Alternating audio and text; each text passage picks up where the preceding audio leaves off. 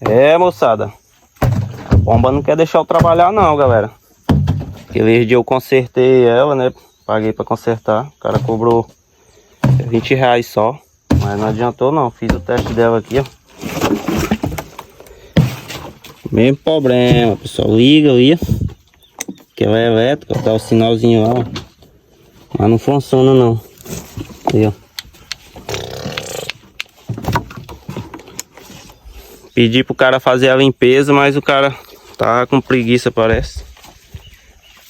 Aí prestou não, sei que não prestou. Ela tá travado de novo. Eu acho que é o motorzinho aí que gira pra dar pressão na bomba, né? É isso aí, tem que levar pra consertar de novo. É ruim que o mato tá crescendo. Aqui o mato não espera não, galera.